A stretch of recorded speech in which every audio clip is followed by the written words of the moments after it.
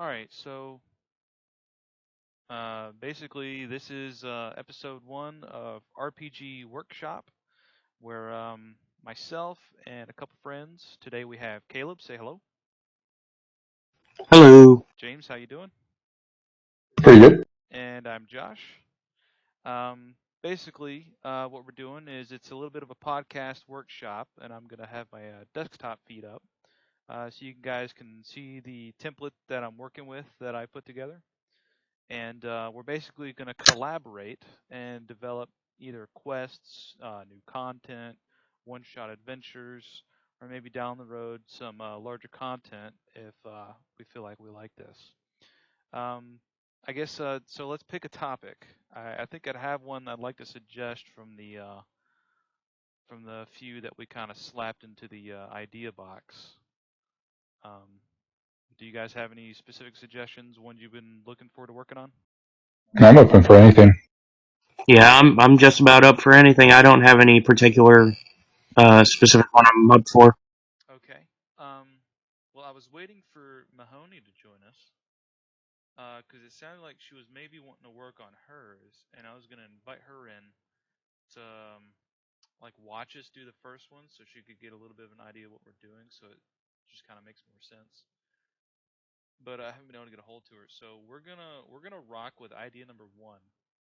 This is the one I've been kind of had in the back burner and back in my mind for a while now. Scenario theme horror and cult culture. As you can see, if you got my feed up, I just started slapping some basics and some notes down in the template that I put together. Uh, all this is just a placeholder. Basically, what I wanted to do was take a monster that I had read about a long time ago called the Oblex and design a quest around that. Are you guys familiar? Do we need to go over it? I think I've heard of it before. Yeah, I kind of remember it. Should we review for the viewers? Yeah, go ahead. Okay, so what I'm going to do is we're going to go through the Oblex, and then we had basically some like thematic points or ideas we definitely wanted to tick off while we write this, and then that'll get us to our starting place. So I went ahead and went to, I pulled up D&D Beyond and pulled up the Elder Oblex and the Oblex Spawn, and I got into the Forgotten Realms Wiki. I'm going to read off the Oblex, what we know about it. So the Oblex was an extraordinarily intelligent ooze created by mind flayers that fed on other creatures' memories. They were capable of using those memories to create replicas of their victims, which they used to further hunt and feed. I kind of feel like it's appropriate for like a horror thing. As Oblexes absorbed the memories of their victims, they could replicate credible copies. These impersonations, made of the same ooze as the Oblex, were otherwise identical to the original victims, except for a faint smell of sulfur. They could travel up to 120 feet away, but not entirely separate from its body. Generally, they remain attached through a small transparent tether. They can move through extremely tight and narrow spaces. Behavior. Oblexes were attracted to sharp minds. They tended to prefer the minds of intelligent individuals, such as spellcasters. When finding a suitable individual, they proceeded to briefly engulf their target's body, draining portions of its memories when pulling away. An affected victim became drained and confused, having difficulty to recall or use any abilities. At the same time, the Oblex learned all of its victims' languages and abilities. Cunning hunters, Oblexes use their impersonation abilities to lure more victims into danger or to attract better sources of nourishment. We can reference combat whenever we start getting to that point. Ecology. The Oblex reproduction cycle was intrinsically connected to its feeding habits.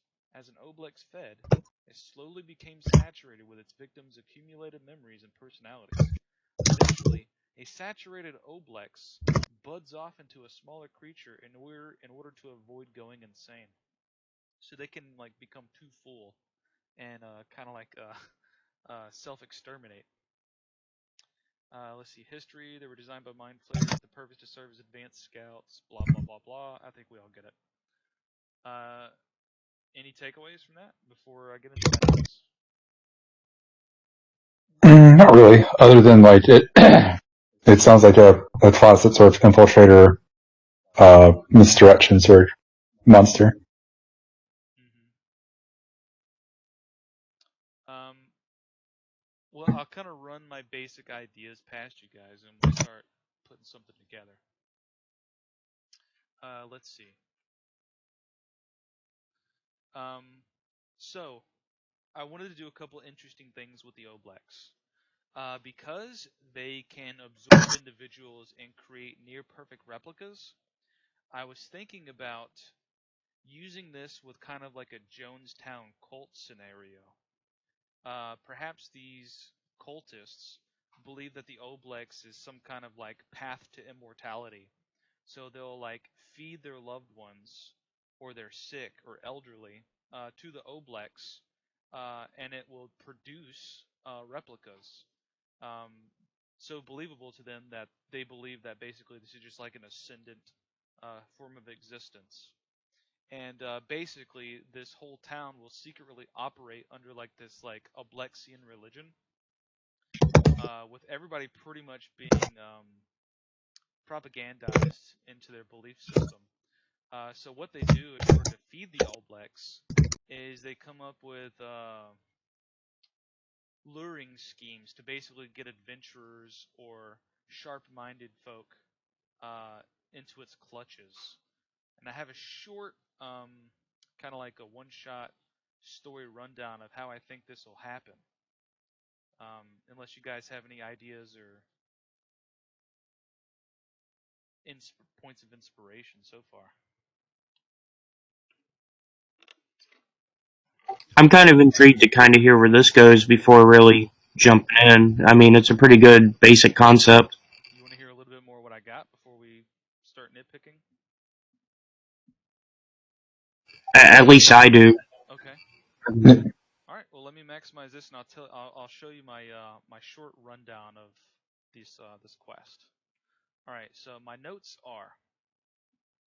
So the town is a town. I'm thinking of like a sleepy village, kind of like you guys have seen the Van Helsing film.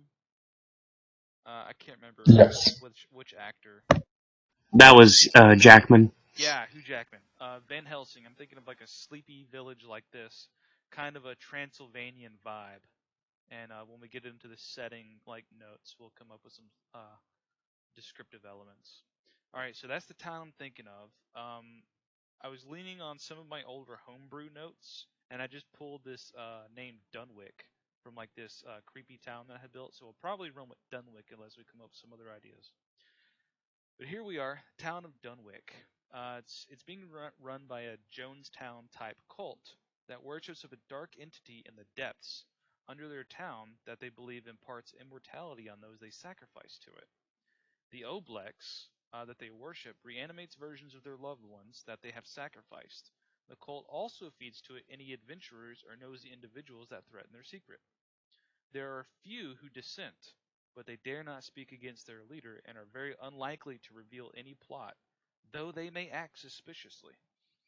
And if you press them hard enough, perhaps they might crack a little bit, or they'll flee. And then maybe like the next day, if you guys stick around for a while as adventurers, maybe they just get killed off by their brothers and sisters. Going for the real creepy, like secret cult kind of stuff. The adventurers are here because they are searching for a missing girl who ran away from home, and that's where we could pick up on the adventure. Is you're just adventuring about, and you run to this old man that's like searching up and down the roads, and he says, "Hey, I'm missing somebody." We can narrow down the details on that. They don't know that while she was here, she was caught nosing around and has been fed to the Oblahcos, supposedly. Like that's what's going on behind the scenes. If the players inquire at the village, they learn that several people have seen young folk sneaking around the decrepit manse of their long passed away lord. This is, of course, a lure they use to have players enter the lair of the Oblahcos. The manse is a decrepit dungeon environment And the set piece culminates in the depths where they have followed what appears to be a young woman who has been evading them and kind of like luring them further and further into the rundown mansion. The Oblahcos attempts to devour the party, and the cult assists. So I'm imagining like this is where the cult becomes involved. They'll show up if you guys find the Oblahcos, or if it seems like you're going to deal combat with it, and they'll assist. So like the main enemy is going to be the Elder Oblahcos, obviously, and you'll deal with minor enemies, the spawn Oblahcos. They're very low rank. That's something we could throw in there. And then the other significant enemy would probably just be a number of cultists. But I want to give them some depth, so they're more than just like the generic robe-wearing dudes. So, already in mind, from what you've described, I'm kind of thinking something like the original Wicker Man film. Wicker Man, never heard of it. Kind of goes into this cult idea with basically a character going after his perceived daughter and kind of being led into a trap in a similar manner. That's a good point. I have just a couple more notes. Let me go ahead and get them through so we are all on the same page, and then I'm going to pick right back up on that, all right? All right. Okay. So the manse is a dungeon. I covered that. Basically, they encounter the Oblahcos that attempts to devour the party. The cult assists. If the players spend the night in the village, and this is just kind of like a passive note, they might see the beginnings or end of a ceremony as robed villagers wielding candles enter or leave the mansion. So I'm already kind of thinking of like some environmental notes, like if the players stick around for a while and try to investigate, I want to have some like layers of depth here. To close, the girl and any who have been devoured cannot be reclaimed, and the party more or less is intended to leave empty-handed. If the cult is defeated, the leader will call upon his followers to sacrifice themselves to the Oblahcos, and they commit mass suicide. And this will kind of be like phase 2 of the fight, where the Oblahcos will become engorged and then start to butt off other large Oblahcos. The Oblahcos becomes engorged, the mansion begins to crumble around them, indicating they should escape. Open-ended on resolution. You guys could kill it or whatever. I don't really have a locked-in thing there.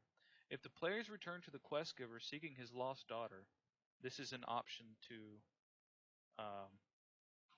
she was caught. The optional is that you return to the quest giver saying you could not retrieve his daughter, and they may discover that this is all a ruse actually to attract adventurers into the village and their clutches. If the player revealed they have defeated the cult, he will become enraged and attempt to murder the players. So there's like 2 ways you could go about it. The guy like legit lost his daughter. You go into the town, and they offed her, fed her to the Oblahcos, and they kind of use that story of kids sneaking around, runaways, in the old mansion to lure you in there, and or even the guy that sets you off is part of the whole lure scheme. But that's what I have so far. And then Caleb, you wanted to follow up with some Wicker Man notes because you said that kind of goes in par with it. Oh yeah, especially once you revealed the whole on one of the potential options for how a DM could run it is the daughter and thing is part of the trick of getting them in there. Because in Wicker Man, that's kind of the lore in a similar manner, and I think that kind of works for the kind of vibe you're going for. And I would suggest even checking out the original film, not the Nicolas Cage one. Check out the original one for some notes, maybe, for this one. Because there's Christopher Lee plays the leader of the cult in that one. And he plays it really well, and I think that you might be inspired potentially for a good idea of how to write the cult leader. Yeah, it's the 73. It's the 73 one. No, we're not going to watch it right now, but we'll revisit that. Oh yeah.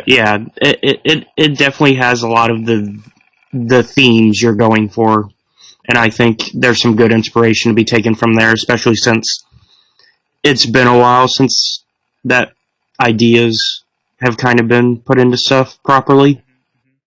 Well, this is the first time we're doing this. We might come up with a format where it's like one Saturday we lay down all of the bones of an adventure or a quest, and then we come up with ideas of things we want to review, and then maybe we come back to put the flesh on it. We'll see how this goes. James, any questions on the premise? We're going in a good direction already. You got any notes or things you would do differently? None of this is hard and fast. These are just kind of like some bullet point notes I put together on how I imagine this quest going. I mean, the only thing I would recommend is, as always, like,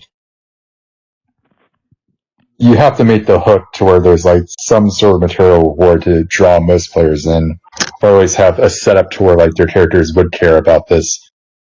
Because your alternative is that they may not actually go down this adventure path. I mean, that's always a problem with like a predetermined or pre-built path you want them to go down, is that they may decide to go a different direction.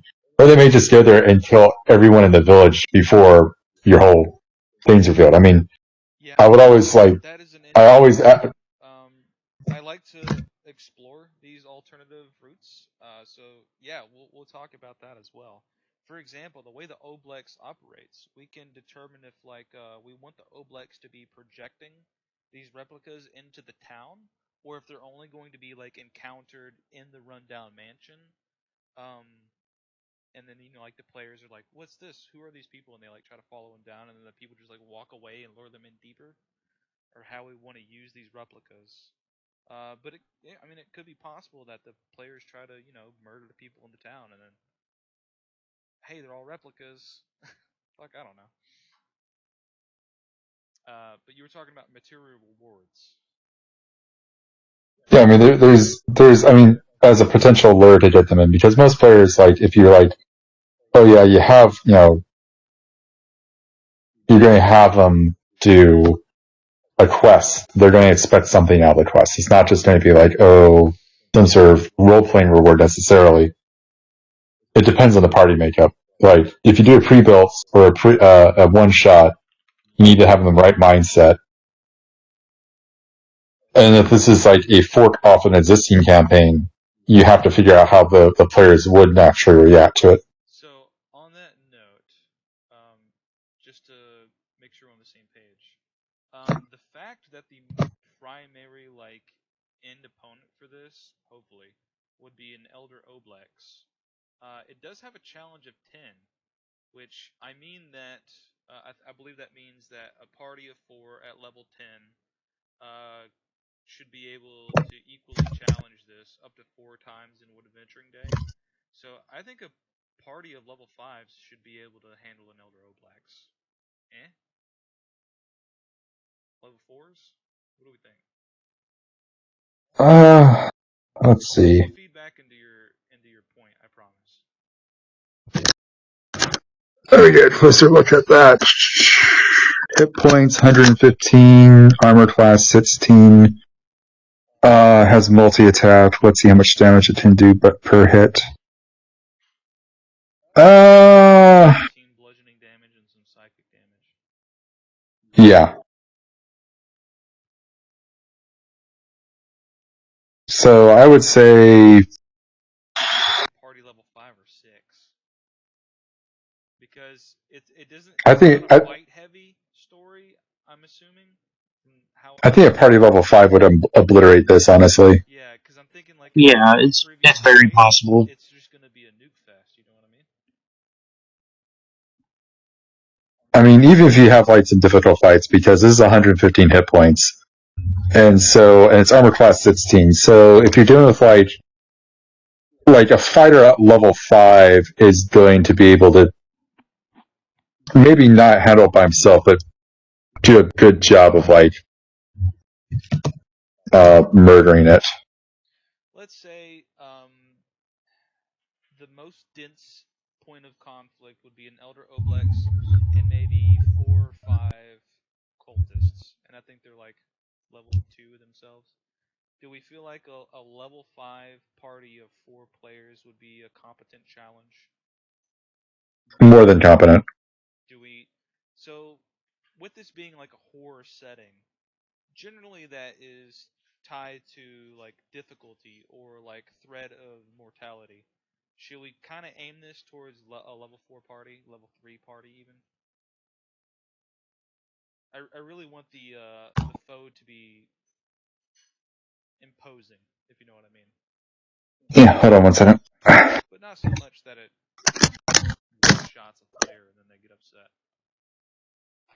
4, I feel, just from looking over it, is achievable. 3 would be a challenge and maybe a character dies. But that also could work for the benefit of the game, Yeah, depending on the party. I want it to be challenging enough that there is a real threat of death. I haven't done all the calculation tables on challenge ratings before, so yeah, I want there to be the challenge, the threat of death, and like the player at least having a probability of being offed, and then being like turned against the party as a replica. Hey everyone, thank you for checking out the video. If you enjoyed what you just saw, be sure to give us a like, comment, and subscribe. If you don't want to miss any of our content, be sure to hit the bell icon where you will be notified anytime we upload a video. Also, if you wish to watch RPG Workshop live, you can follow Studio Bastion on Twitch. There you can also enjoy his gameplay live streams and other podcasts that are in production. Also, if you like what we're doing here at Escape Reality Films, be sure to check out our Patreon and support us, and get some cool rewards in return.